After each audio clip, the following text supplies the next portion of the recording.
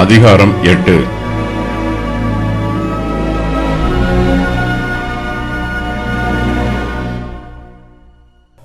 Ezra Babylon தேசத்தில் இருந்து எருசலேமுக்கு பிரயாணம் பண்ணின சம்பவம் இந்த அதிகாரத்தில் விவரிக்கப்பட்டிருக்கிறது.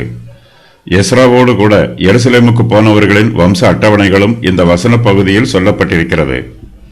தங்களுடைய பிரயாணத்தில் கர்த்தருடைய பிரசன்னம் தங்களோடு கூட இருக்க வேண்டும் என்பதற்காக எஸ்ராவும் அவனோடு கூட இருக்கிறவர்களும் உபவாசம் பண்ணி ஜெபிக்கிறார்கள்.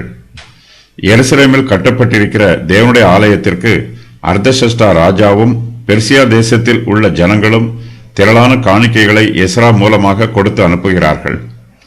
எஸ்ரா தன்னிடத்தில் உள்ள அந்த பொக்கிஷங்களை ஆசாரியர்களிடத்தில் பொறுப்பாய் ஒப்படைக்கிறான். எஸ்ராவும் அவனோடு இருக்கிறவர்களும் எருசலேமுக்கு பிரயாணமாய் போகும்போது கர்த்தருடைய கிருபையுள்ள கரம் அவர்களை பாதுகாப்பாய் வழிநடத்துகிறது. அவர்கள் எல்லோரும் எருசலேமுக்கு பாதுகாப்பாய் வந்து சேருகிறார்கள்.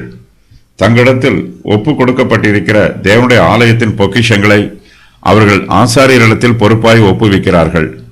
ராஜாவின் சன்னதிகளை நதிக்கு இப்புறத்திலே இருக்கிற ராஜாவின் தேசாதிபதிகளுக்கும் அதிகாரிகளுக்கும் ஒப்புவிக்கிறார்கள். அவர்கள் கர்த்தருக்கு சர்வாங்க தகன பலியை செலுத்துகிறார்கள்.